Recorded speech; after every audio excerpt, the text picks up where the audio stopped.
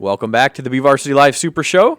Rolling through football coaches in Kern County here, and our third one on the show is Wasco coach Rusvel Prado. You're no veteran by this point. You're one of the most tenured coaches in Kern County, Russ. Yeah, I'm getting up there. Yeah. But before we get started, I really want to thank yourself and thank Trevor and all your staff for everything that you guys do for us and all of what you guys do for our student athletes. We really appreciate everything you guys do. Well, we appreciate you saying that. Russell, And appreciate it. You guys make it fun for us. And I don't know if you guys remember the Super Show last year, but Russell and then Bakersfield Christian coach Gerald Perucci through the window were going back and forth. That was the most fun I think we had the entire time.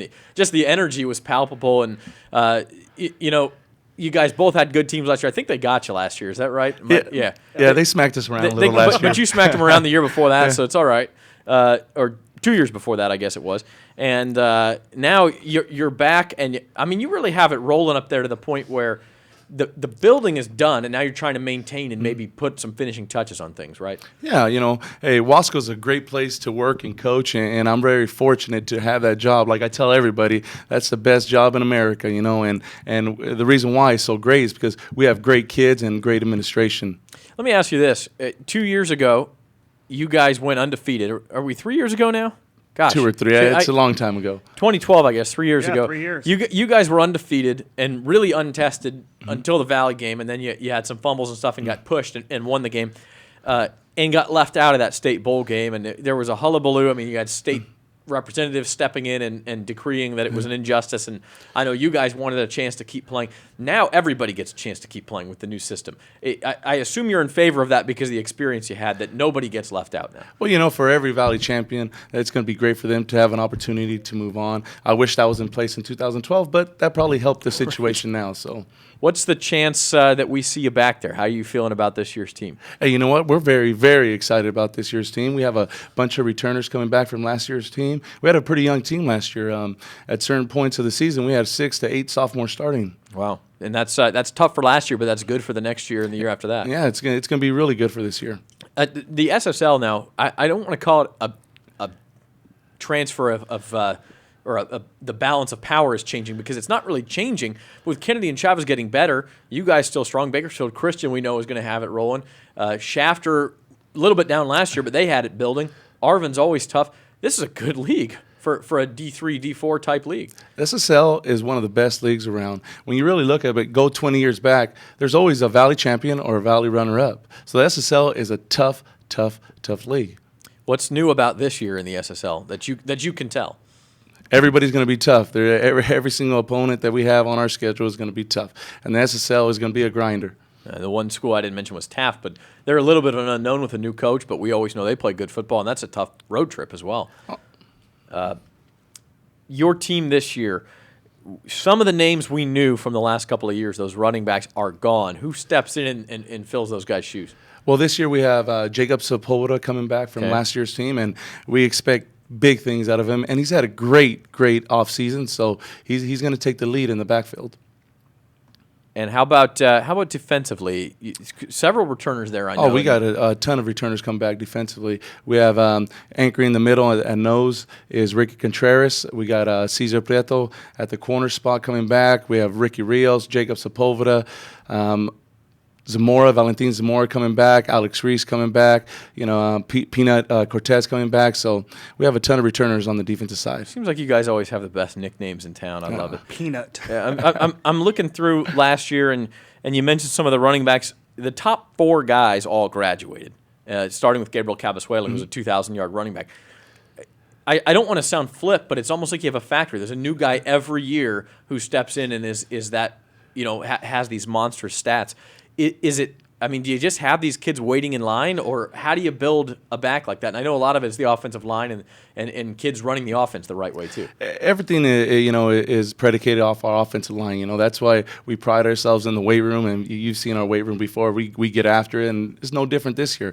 Our offensive line and defensive line had a tremendous year this summer, and we expect great things out of them this year. It's like a tradition. I go up to Wasco for a game. You guys win a big game. I talk to you, and then you're screaming at kids 10 minutes later about getting in the weight room for an 11:30 lift. How did that tradition start? Sometimes when I feel like they didn't play well or they didn't push that other team around, then we have to get back in the weight room. Got to keep the kids working hard on their toes and all that sort of stuff. Well, it's a winning recipe right now for you. I was looking at Cal High today. put up a little blog on our website. You guys are one of only 32 schools in the state that has at least an 80% win percentage over the last 5 years since 2010. You guys are 48-12. One of only it's just you and BHS on that list in Kern County. So that's impressive, Russell. I mean, you know, you have a smile on your face every day, but winning helps keep that smile on the face too, right? It does, of course, but you know, we've had great kids in the past. We've had great student athletes, and they've worked extremely hard. As a coaching staff, we have pushed them all year long. So to be a Wasco football player, you got to be tough, and you got to be dedicated to be part of our team. And the players that we've had in the past have done a great job. A 7-4 season last year. You went to the playoffs, lost in the first round. I want to say there was an illness or something going around the team at that time, if I remember correctly. But point being, you probably the one Achilles heel on the team. You couldn't. I know you don't throw the ball a lot, but you like to be able to when you can. That's a bad word right there. You can't say that word. Pass the ball, man. We're going to run the ball. Hey, you are going to run the ball, but I mean, did you guys complete a pass last year? You know, I think we completed maybe one or two. Does it hurt you? Are you sure? When you don't even? I don't think you did. I believe it was Foothill, and then we went like 7 or 8 games. Max Prep says 0 for 16, but maybe there's a game that's not on there. Maybe. Well, I went back. No, it was funny as we had this conversation because I think in like December or January, I went back and I looked through all of our box scores.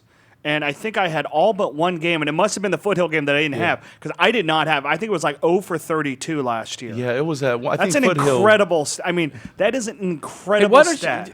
Just lay off the man, all right? No, I'm not. I'm not laying it on him. I think it's incredible that you win 7 games and you're successful when you go to the playoffs without completing a pass. I was talking to Paul Gola about this yesterday, and we'll have him in tomorrow, right, Coach Gola? But it's one of those deals where you prefer to run. You know, you just said it. That's what we do. Passing's a dirty word. There are 3 things that can happen. 2 of them are bad. That's sort. But you have to at least make the defense think about it from time to time, right? At least have that threat in their mind so that they're not putting 10 guys at the line. You know, this summer we really focus on that. So, you know, we are going to open it up just a little bit. I don't know how much, but we are going to be passing a little bit more. We got a big target coming back. We have Brandon Sugart. He's 6'4", 230, tight end. So, you know, we have a big target out there. And who will be throwing the ball? Ricky Rios. He was on last year's team.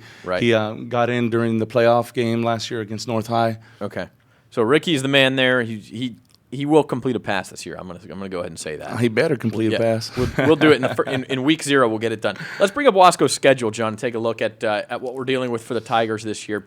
Open with that game at North. That's, by the way, going to be our first broadcast on BVarsity Live, and we're going to talk about that a little bit more. But every Friday night from 7 o'clock till 11 o'clock, Bakersfield.com right here, and also simulcast on News Talk 1180 KERN. Can we bring the tri-tip down to North? Yeah, bring the tri. We're going to bring the tailgate to North High. You'll bring the whole town down. Yeah, we'll bring the whole town, yeah. And so we'll be myself and Justin Roberts will be on the call most weeks, broadcasting those games live, 7 to 11, pregame show, the game, and then a little postgame show as well. And we're looking forward to that, bringing you live high school football again. So you guys are up first in that game. And I still think one of our greatest broadcasts ever was your game at BHS a couple of years ago. I mean, everybody in the county was watching that game who wasn't already there. And it might have been because they couldn't fit the whole town of Wasco in Griffith Field. Yeah, that was a great game a couple of years ago.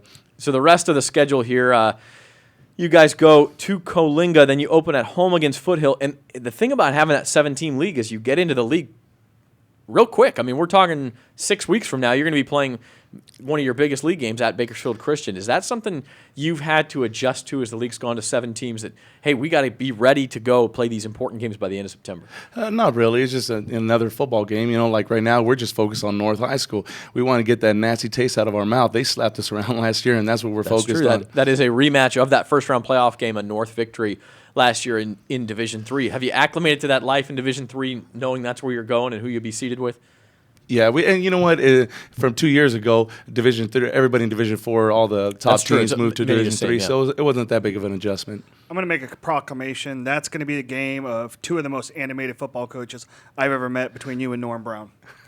You're not like that so much during the game, though. It seems like you focus in a little bit on the sidelines, or am I wrong about that? No, I get pretty crazy sometimes on the sideline. I tend to yell, and in the locker room, I tend to go a little crazy. Who's in charge of holding you back? Coach Gallardo. Okay. He's one of holding me back, making sure that I don't get on the field and get ejected. And he's a wrestler, so you can't get away from him. Yeah, I can't get away from him.